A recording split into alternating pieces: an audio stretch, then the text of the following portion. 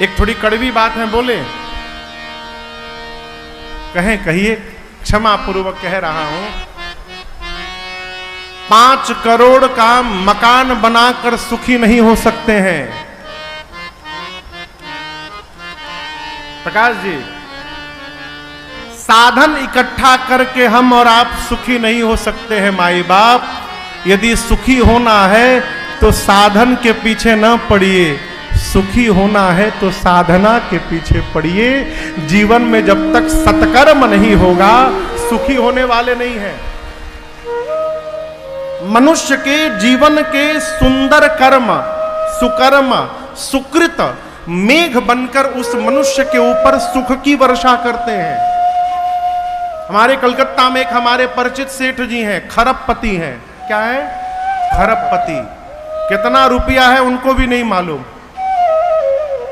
कोई संतान नहीं है, पति पत्नी 2 ही लोग हैं, अवस्था 60 के आसपास हो गई है।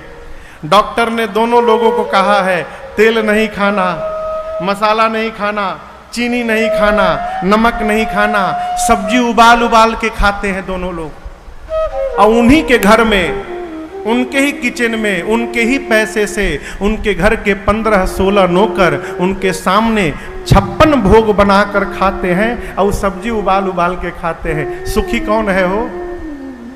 कहिए।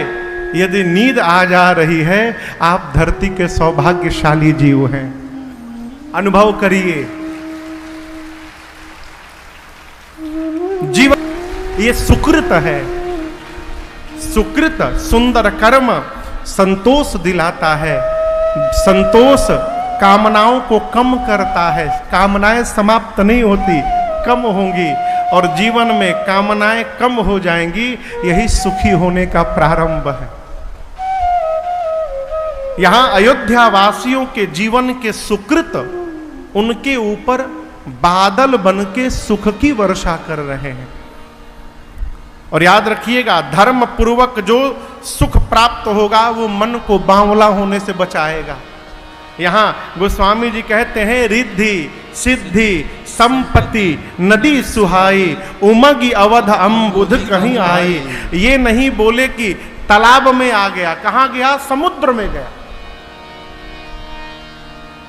तनिक से पानी हो गया है उत्तराखंड की ओर, हिमाचल की ओर। देखिए दिल्ली की क्या स्थिति हुई है।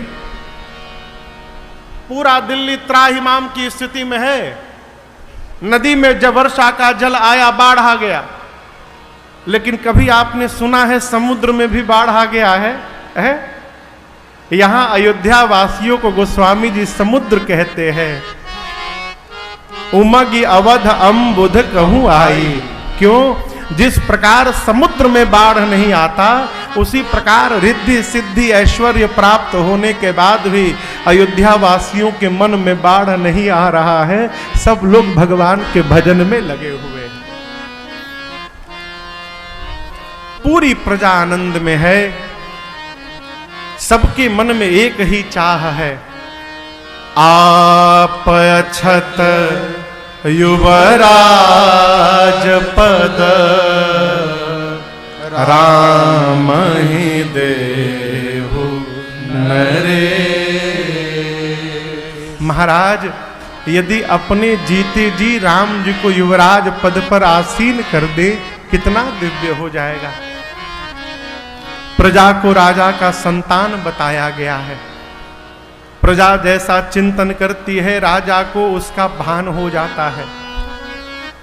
एक दिन महाराज भरी सभा में अपना दर्पण हाथ में लेकर मुख देखने लगे। अब यहां एक बात मैं आपसे निवेदन करूं, इसके 2 अर्थ हैं। एक अर्थ तो गोस्वामी जी कहते हैं कि महाराज जब हाथ में दर्पण लेकर देख रहे थे तो उसके पहले सभा के जितने लोग हैं सब महाराज की प्रशंसा कर रहे हैं। महाराज 3 काल 3 लोक में आपके जैसा कौन है धर्मशील, आपने ये किया, आपने वो किया, खूब प्रशंसा हो रही है। महाराज ने सुना तो दर्पण ले लिया। यहां दर्पण का अर्थ है महाराज ने अपने जीवन रूपी दर्पण को हाथ में ले लिया। कहने का अर्थ है महाराज अपने जीवन का स्मरण करने लगे। क्यों? ये जो कह रहे हैं, क्या मैं सत्य में वो सुनने की पात्रता रखता हूं? ये दर्पण लेना। और याद रखिएगा, यदि पात्रता नहीं है, हमारे महाराज श्री कहा करते हैं, बेटा अयोग्य व्यक्ति की योग्यता की प्रशंसा उसके सर्वनाश का कारण है।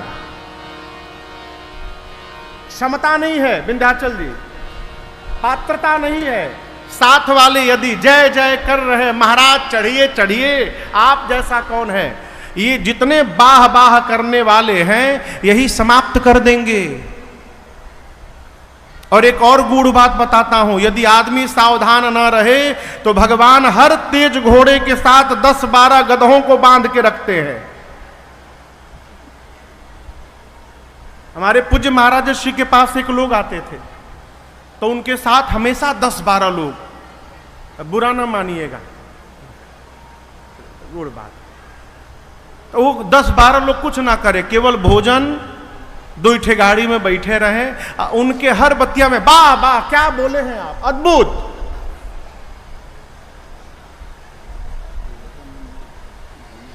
हम बोल देते अद्भुत। एक दिन मैंने महाराज श्री से पूछा, सरकार ये भैया आते तो इनके साथ ये 10-12 लोग क्यों आते, तो कुछ करते नहीं ये लोग? तो महाराज जी बोले, रात को बताऊंगा। रात में हमने पूछा, सरकार आप कुछ कहे थे बताने के लिए? बोले, बाबू भगवान किसी किसी तेज घोड़े के साथ 10-12 गधों को बांध देते हैं। ये 10-12 गधे मिलकर उस घोड़ा को पकड़ के रखते हैं कि आगे ना कहीं बढ़ जाए।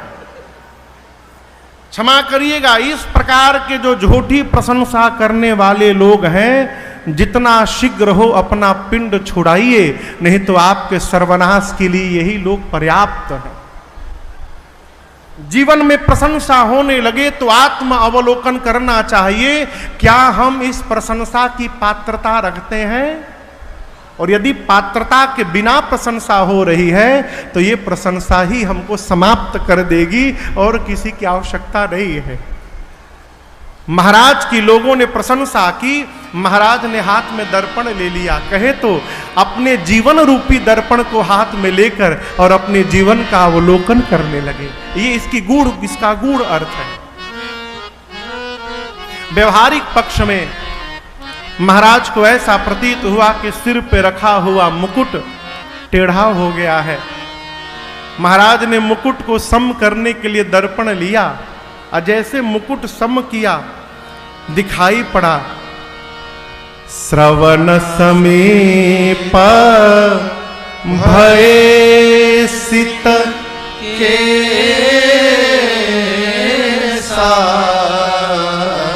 मनहु जरठपन अस उपदेशा।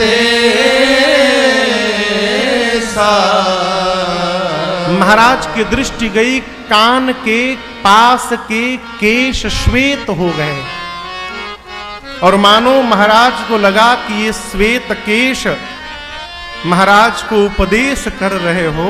महाराज हम लोगों ने तो अपना रंग बदलना प्रारंभ कर दिया है, आप अपना रंग कब बदलेंगे? चौथे पन नृप कानन जाहि, चौथे पन में राजा को वन में जाना चाहिए। आप राज बैठे हैं, नृप युवराज राम कहूं देहु। शरीर जो हमारा है ना, भगवान जो शरीर दिए हैं, दर्शन करिएगा, ये शरीर समय समय पर हमको संकेत करता है। ये हमारी अज्ञानता है कि हम नहीं सुनते। जैसे भोजन कर रहे हैं, भोजन करते करते यदि डकार आने लगे तो शरीर, पेट कह रहा है कि भैया हम पर रहम करिए, अब कुछ न डालिए। आदमी क्या कहता है, चलो डकार, हवा बाहर निकली, जगह बन गया और लाओ। कान से सुनाई कम देने लगा,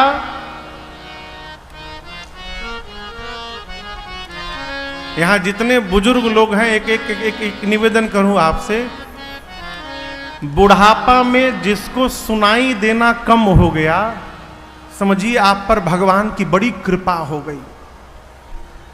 न कुछ सुनाई पड़ेगा उटपटांग, न कुछ टेंशन होगा, वो चकाचक आनंद बना रहेगा।